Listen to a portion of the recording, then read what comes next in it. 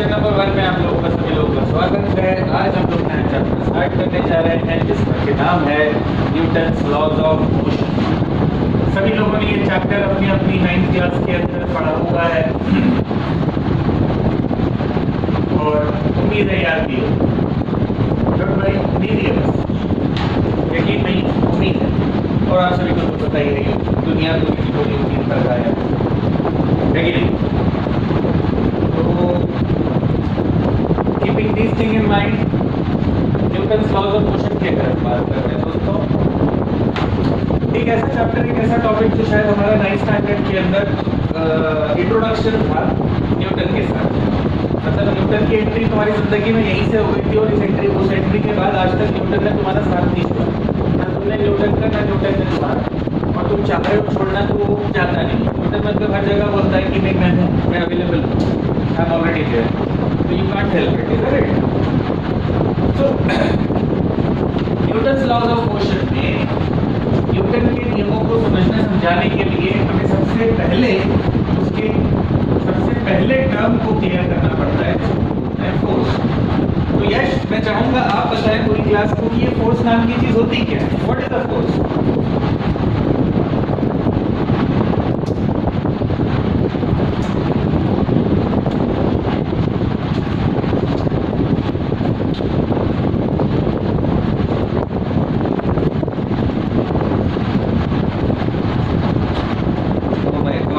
सारी बातें कर दी है इसने कोर्स के बारे में। इसको थोड़ा संक्षिप्त में इसका परिचय देंगे। जरा मुझे अर्ज का थोड़ा संक्षिप्त में परिचय दीजिए। What exactly we mean by force?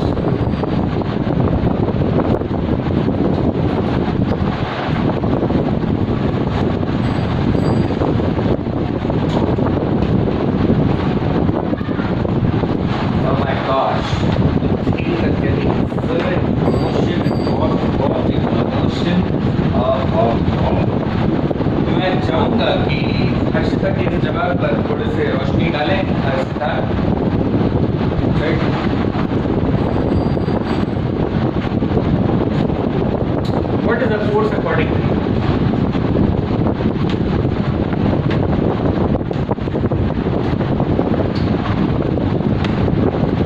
बढ़िया वाली डेफिनेशन।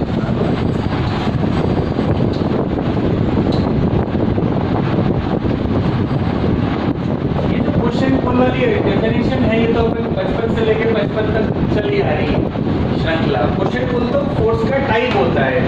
मैं पूछ रहा हूँ what is a force? Force होता क्या है?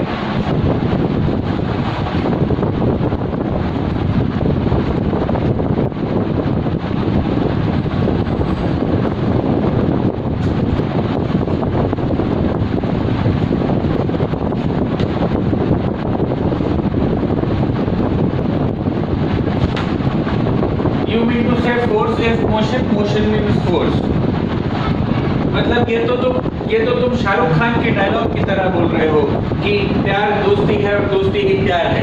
अगर वो मेरी अच्छी दोस्त हो सकती है तो वो मेरी मोहब्बत हो सकती है। तुम शाहरुख खान बन रहे हो।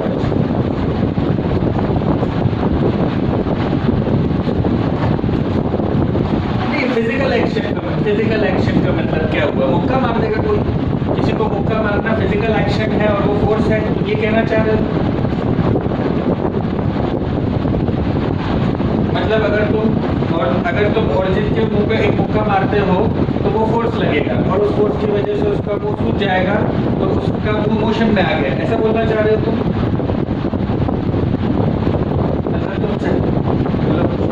कॉन्ट्राडिक्टरी चल रहा है दोनों का स्टेटमेंट। एक ने बोला हाँ, एक ने बोला नहीं। दोस्तों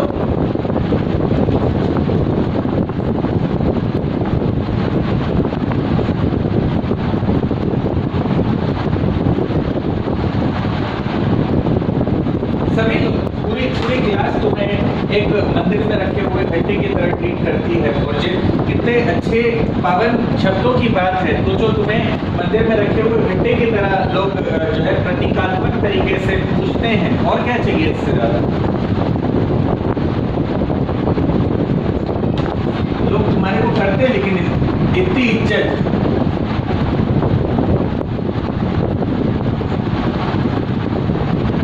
चलो कोई बात नहीं, अपन इस घंटे को थोड़ी देर बाद में अगर फोर्स की, फोर्स क्या है? फोर्स एक ऐसी फिजिकल क्वांटिटी है जो 3 कामों को करने में सक्षम है। Basically it can provide, it can do 3 type of work, 3 type of activities. और वो 3 कौन सी चीजें हैं? वो 3 ऑब्जेक्ट की चीजें हैं। ऑब्जेक्ट को रेस्ट में ला सकना, ऑब्जेक्ट को मोशन पे ले आना, या ऑब्जेक्ट का डायरेक्शन चेंज कर देना। अगर कोई भी ऑब्जेक्ट के ऊपर हम फोर्स लगाते हैं, in any case object force is applied to any object, then it can be brought to rest, it can be brought to motion, it can be used to change the direction। एक ऐसी physical quantity जो इन तीनों को करने में सक्षम है, उस फिजिकल क्वांटिटी को हम लोग फोर्स बोलते हैं। समझ में आई बात? और इसी का एक एग्जांपल है जिसको आप लोग बार बार यहाँ रिपीट कर रहे थे, द पुश और पुल ऑफ एनी ऑब्जेक्ट। तो ये जो पुश और पुल है, ये इसी फोर्स का एग्जांपल है। पुश करना और पुल करना भी फोर्स का एक एग्जांपल है, फोर्स का प्रकार है, फोर्स का टाइप है। Out of given number of forces, बहुत सारे तरह के फोर्सेस होते हैं, उन तरह के फोर्सेस में से एक प्रकार है फोर्स का, जो कि पुश कहलाता है या पुल कहलाता है। समझ में आई सभी लोगों को बात? चलिए तो लिखिएगा सभी लोग, write down, what are the heading? Force. Chapter की श्रृंखला हम शुरू कर रहे हैं यहाँ पर, और हेडिंग डाल दीजिए फोर्स, और फोर्स की डेफिनेशन लिखिए, it is a physical quantity. Force is a physical quantity which can change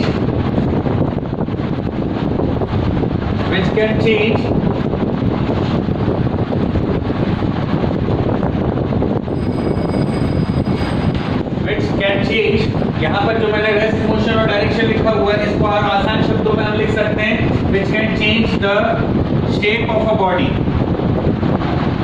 size of a body and even the state of a body। ये एक फोर्स एक ऐसी फिजिकल क्वांटिटी है जो ऑब्जेक्ट के 3 चीजों को चेंज कर सकती है। वो 3 चीजें कौन कौन सी? स्टेट, साइज और शेप। और यहाँ स्टेट से हमारा मतलब क्या है? क्या है हमारा स्टेट से मतलब? ये है ऑरिजिन, कि अभी एमपी में है, फोर्स लग गया तो एमपी से आप यूपी में चले जाओगे, ऐसा कुछ है क्या? स्टेट का मतलब एमपी स्टेट, यूपी स्टेट। तो उसका मतलब क्या है स्टेट का मतलब?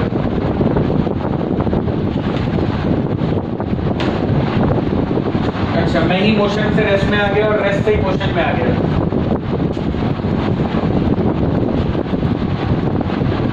जनरली मुंह से बता दो, शब्द मिलेंगे आप हिंदी में बोल दो, कोई दिक्कत नहीं, हम लोग ट्रांसपोर्ट करने के लिए।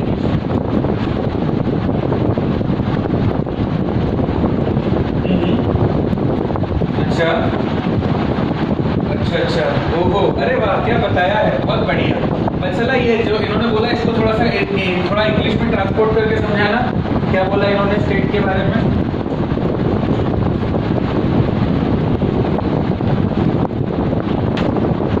अरे यार वो इंग्लिश में, हाँ, OMG will sound better in that case. Okay bro will also do.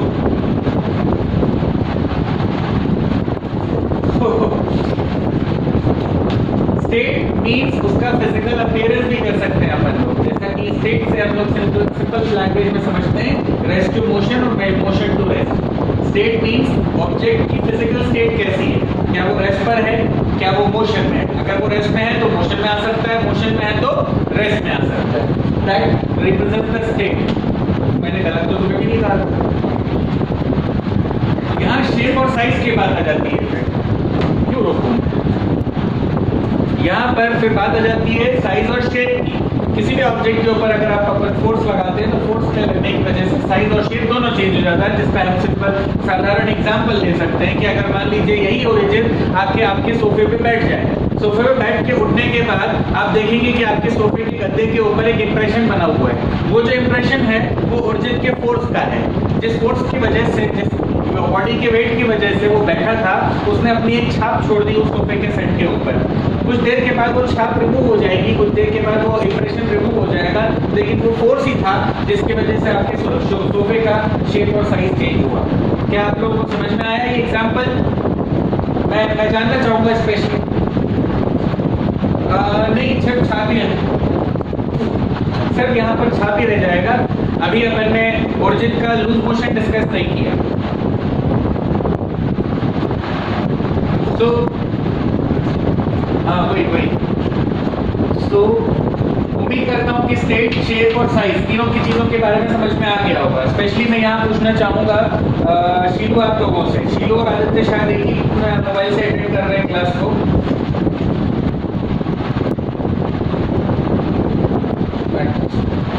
Okay, तो शीलू आपको एग्जाम्पल समझ में आ रहे हैं?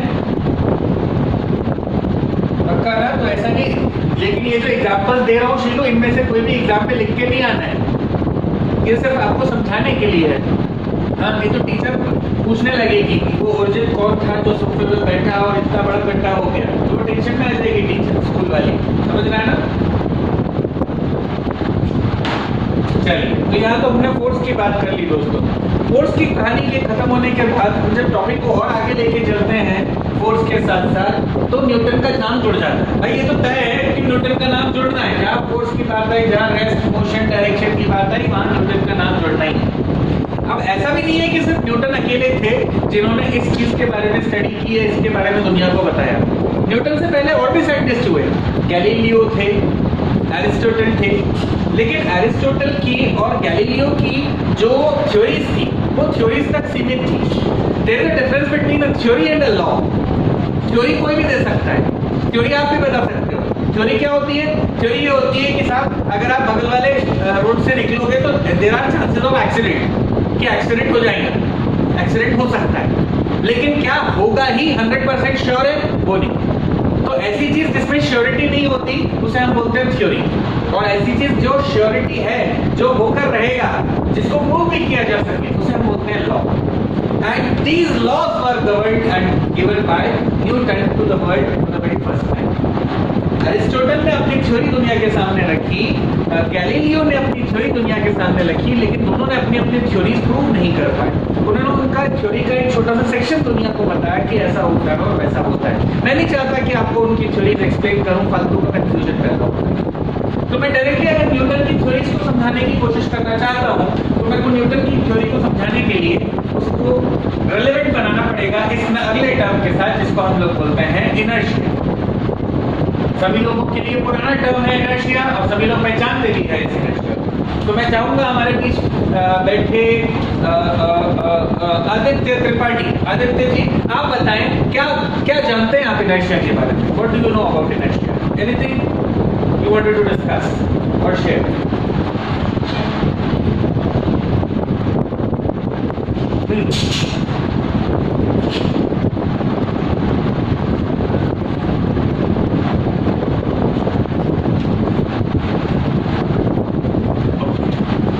ओके, ठीक है, आपने बहुत हद तक बहुत नजदीकी आंसर बताया है। मैं चाहूंगा कि कौशिकी आप इसके ऊपर थोड़ी सी रोशनी डालें, मतलब रोशनी को नहीं डालें, रोशनी बेचारी टेंशन में आ जाएगी। Throw some light on this answer particular, Kaushiki.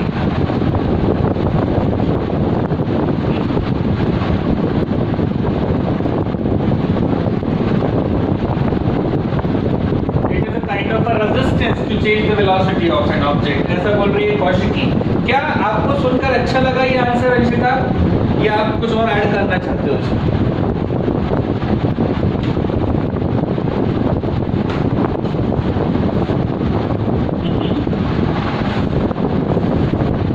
अच्छा, आप भी एक डेफिनेशन देंगी, बिल्कुल दीजिए।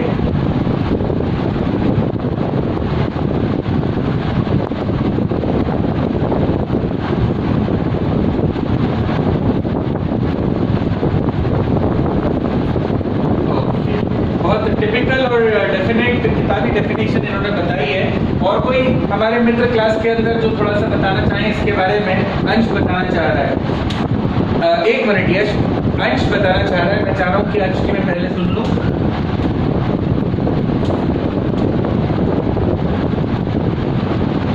लगता है अंश से हमारा संपर्क टूट गया, तो यश गो अहेड प्लीज।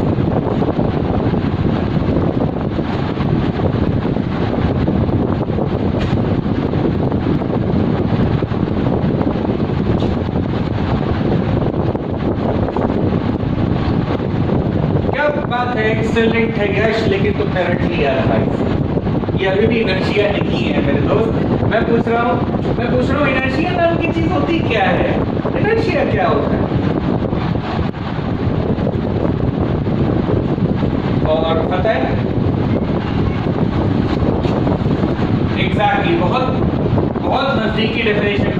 पता है?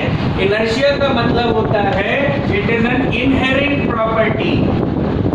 इनहेरेंट मतलब यूनिक प्रॉपर्टी जो हेरिडिटी से मिलती चले जाती है। जो जैसा ऑब्जेक्ट था वो वैसे ही ऑब्जेक्ट बनता चले जाएगा, वो कभी चेंज नहीं हो सकता, वो अपनी प्रॉपर्टी चेंज नहीं कर सकता। It is the inherent property of any object. Property of any object. अब ये इनहेरेंट प्रॉपर्टी है, यूनिक प्रॉपर्टी है किसी भी ऑब्जेक्ट की। किस चीज के लिए? For what thing we are looking for this unique property. ये किसी भी ऑब्जेक्ट की एक यूनिक प्रॉपर्टी है जिसके कारण वो रेजिस्ट करता है, due to which it resist in any change. किसी भी परिवर्तन को नकार देना, किसी भी परिवर्तन को मना कर देना, ऐसी प्रॉपर्टी को हम बोल देते हैं इनर्शिया। एग्जांपल के तौर पर आप लोग सभी लोग अपना अपना जो मोबाइल इस्तेमाल करते हो वो बढ़िया सा टच स्क्रीन मोबाइल है, महंगा वाला मोबाइल है, और चाहते हो कि और भी अच्छा और भी महंगा वाला मोबाइल इस्तेमाल करें।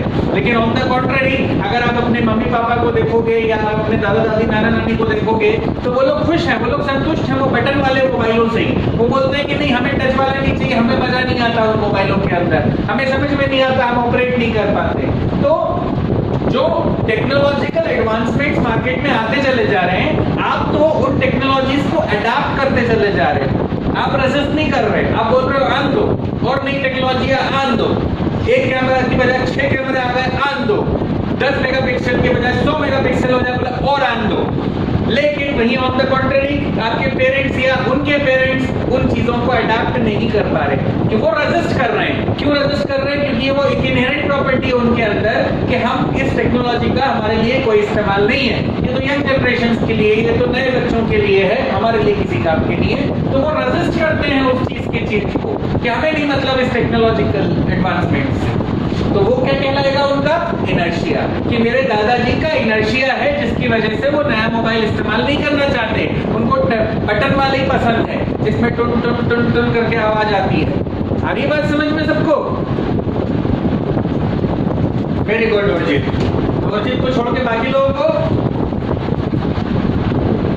वेरी गुड, बिल्कुल सही। तो लिखिएगा, इनर्शिया के लिए लिखिएगा, it is defined as the inherent property of any object या body. It is defined as the inherent property of any object या body to resist any change, to resist any change. किसी भी change को नजरअंदाज करना, किसी भी change को मना कर देना, यही कहलाता है inertia.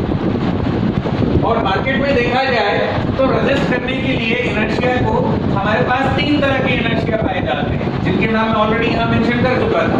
There are 3 types of inertia my dear friends, and what are they? First is called inertia of rest, inertia of motion, and last but not the least is inertia of direction.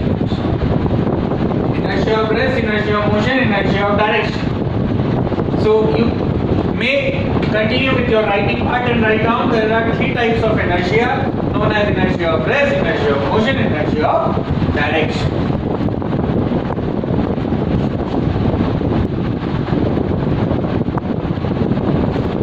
Inertia की definition मैंने बोली, it is the inherent property of a body to resist any change.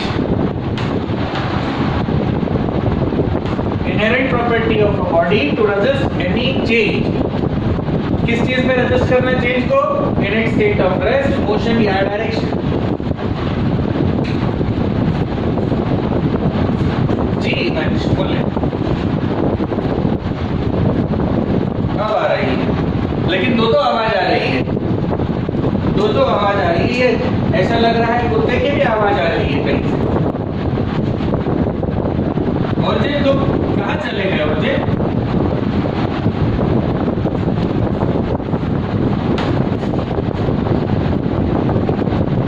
नहीं बेटा, energy अलग है, force अलग है। Force से एनर्जी पैदा होती है, एनर्जी के लिए फोर्स की जरूरत होती है, but they are not equal to each other. तो अपनी कहानी को हम आगे बढ़ाते हैं दोस्तों। हम बात कर रहे हैं यहाँ पर टाइप्स ऑफ इनर्शिया की। अब हमारा अगला टॉपिक इसी के ऊपर बेस्ड है, टाइप्स ऑफ इनर्शिया। जैसा कि अभी अभी हमने यहाँ पर देखा, there are 3 types of inertia. पहला है इनर्शिया ऑफ रेस्ट। तो हम पहले इनर्शिया की बात करते हैं। इनर्शिया ऑफ रेस्ट मतलब क्या होता है? जैसा कि नाम खुद सजेस्ट कर रहा है, रेस्ट पर। अगर कोई बॉडी रेस्ट पर है तो वो रेस्ट पे ही रहना चाहती है, वो नहीं चाहती मूव करना। इसका एग्जांपल आप खुद हो साक्षात कि अगर मान लीजिए अर्जित सुबह सो रहा है आराम से 10 बजे तक, तो वो सोता रहना चाहता है जब तक पापा ने आके फुटबॉल की किक ना मार दी हो या मम्मी ने कुछ आकर गुड नोट्स सुबह के प्रवचन न दिए, तब तक अर्जित चाहता है वो आराम से सोता रहे। क्यों? क्योंकि अर्जित is in the state of rest. गलत तो नहीं बोल रहा अर्जित में? और ये सिर्फ अर्जित के साथ क्यों? अर्जित के साथ क्यों? सभी के साथ होता है ये। सभी लोग के साथ है बेटा। सब लोग चाहते हैं कि बिस्तर पे पड़े रहे, सोते रहे, कोई क्लास ना लगे, कोई टेंशन फ्री, बढ़िया खाना आते रहे, जाता रहे, सब मतलब बिंदास। लेकिन ऐसे प्रैक्टिकली होता नहीं है, इसीलिए इनर्शिया ऑफ रेस्ट बोल देता हूँ। ठीक है ना बच्चा? कोई कंफ्यूजन तो नहीं इसमें तुम्हें? ओके, तो इनर्शिया ऑफ रेस्ट की डेफिनेशन बताइए फिर बच्चा क्या होगी?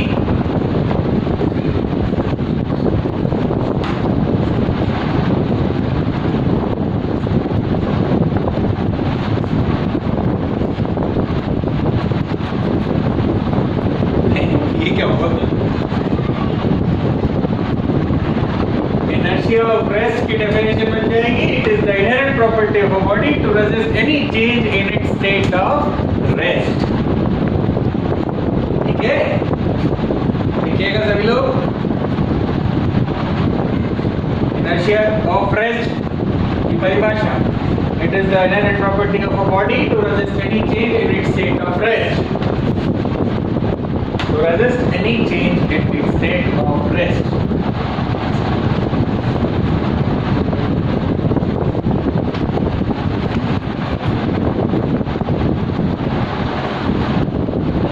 It is the inherent property of a body to resist any change in its state of rest। हाँ बोलिए। अरे अभी तो रिपीट किया मैंने।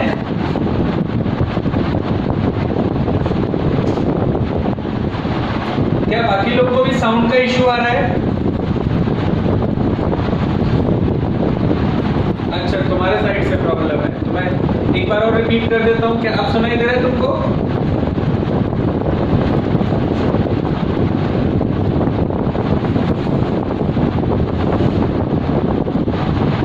मैं फिर से रिपीट कर देता हूँ। It is the inherent property of a body to resist any change in its state of rest.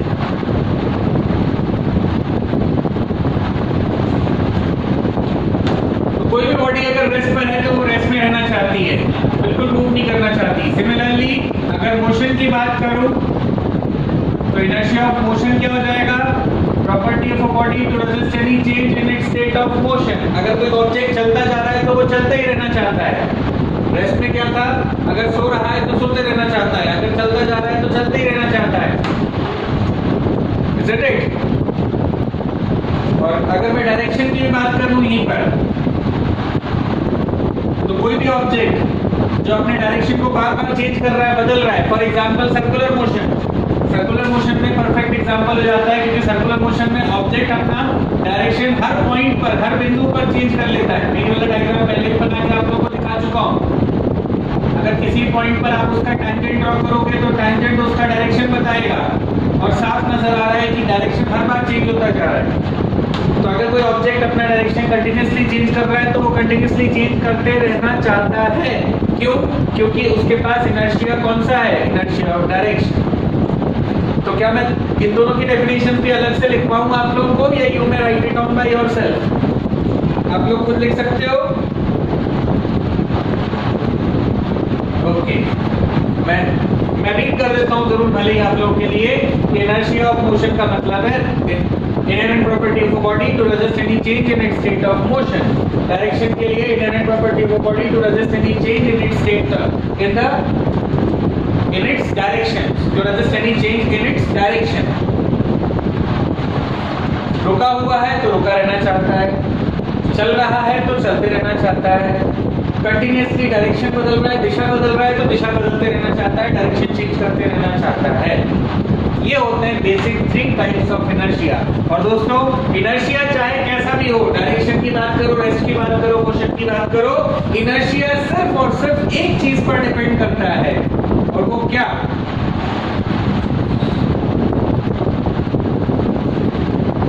क्या क्लास में कोई बता सकता है? नहीं, फोर्स पे नहीं। Anybody else? बिल्कुल भी नहीं। और कोई? मास। बिल्कुल सही बताया फतेह ने। इनर्शिया सिर्फ एक चीज पर डिपेंड करता है, वो है मास ऑफ ऑब्जेक्ट। यही एक कारण है कि एक भारी ऑब्जेक्ट को उठाने में हमको ज्यादा फोर्स लगाना पड़ता है, हल्के ऑब्जेक्ट को उठाने में कम फोर्स लगाना पड़ता है। क्यों? क्योंकि भारी ऑब्जेक्ट के पास मास ज्यादा है, मास ज्यादा है तो इनर्शिया भी ज्यादा है। हल्के ऑब्जेक्ट के पास मास कम है तो उसका इनर्शिया भी कम है।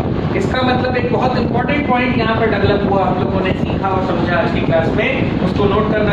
मैं चाहूंगा कि आप सभी लोग इसको नोट करें, नोट करके पॉइंट लिखिए। Inertia, mass is the degree measure of inertia. Mass of any object is the degree measure of inertia. जितना ज्यादा मास होगा उतना ज्यादा इनर्शिया होगा, जितना कम मास होगा उतना कम इनर्शिया होगा। इसलिए मास एक बहुत इंपॉर्टेंट और रेलेवेंट प्रॉपर्टी है in while talking about inertia of motion और रेस्ट और डायरेक्शन। मैं रिपीट कर रहा हूं एक बार फिर से, पॉइंट को नोट करके लिखना है आपको। मास is the degree measure of inertia. Mass is the degree measure of inertia. मैंने इसको समझाने के लिए कहा कि जितना भारी ऑब्जेक्ट उतना ज्यादा इनर्शिया, जितना हल्का ऑब्जेक्ट उतना कम inertia. Do I make myself clear to everyone?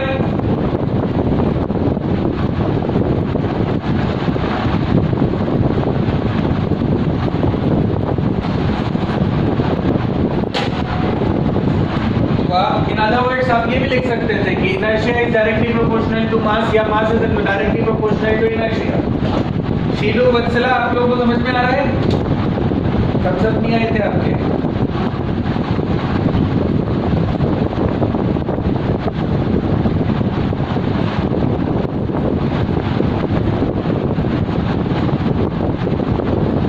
सभी ने नोट कर लिया? जो अभी अभी आपने एक पॉइंट नोट किया कि mass is the degree measure of inertia, NEET के पेपर के अंदर 3 मरतबा ये क्वेश्चन पूछा जा चुका है, आईआईटी में 2 बार आ चुका है, और स्कूल एग्जामिनेशन के अंदर मल्टीपल चॉइस क्वेश्चंस या फिर 1 वर्ड क्वेश्चंस में ये बहुत बार आता रहता है। स्कूल के अंदर जनरल टॉपिक है, बेसिक टॉपिक है, ठीक है। ये बहुत बढ़िया क्वेश्चन पूछा, और जितने की सारी रामायण खत्म हो गई और पूछ रहा है सीता जी कौन थी। जो आदमी मिक्स्ड ओपिनियन है, वही ना इंग्लिश में पूछा था, वही ना तुम बोले थे। अभी हम टॉपिक ना बताए हैं क्वेश्चन पढ़ के। मास is the degree measure of inertia, question English में पूछा था वैसे। अच्छा, अंग्रेजी में? हाँ, अच्छा लाइन तो okay, you mean to say the way it was asked in the examination, you mean to say this? Oh my gosh, I completely got your point. Mr. Arjun, the question was, the 4 options were given and you have been asked, that out of the given 4 options, which one represents the measure of inertia? Which one indicates the measure of inertia? Okay, Mr. Arjun? हाँ, क्या बोल रहे हो रमन?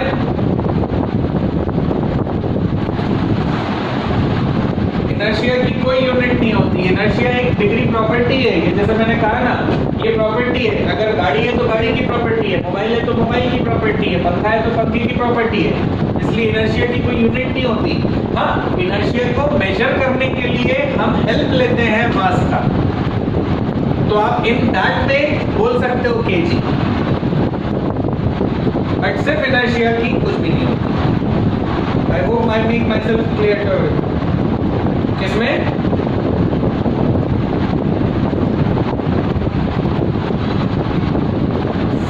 सब सब सब जगह, सब जगह।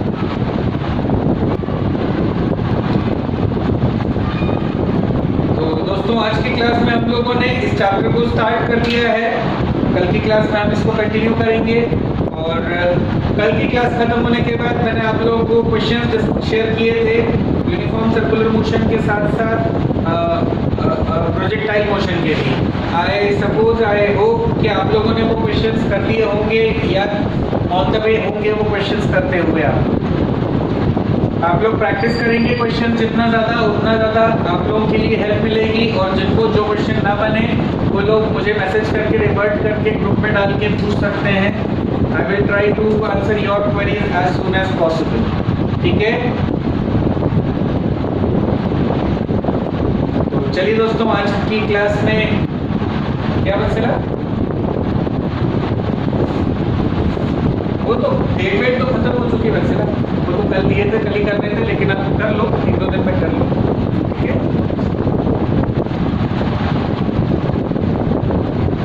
नहीं वो तो न्यूमेरिकल्स है, मैं नहीं पूछूंगा, तुम लोग पूछोगे। तुमको अगर कोई डाउट आएगा, तुम लोग को नहीं बनेगा सवाल तो मैं करवाऊंगा, वरना मैं तो नया चैप्टर स्टार्ट कर चुका हूँ, अपने आगे बढ़ते चले जाऊंगा।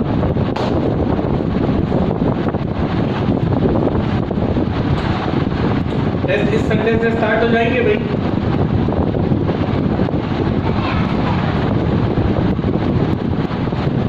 हो गया होगा उसी में से पूछेंगे ना। फिलहाल अपन आज की क्लास बस करते हैं। Thank you very much.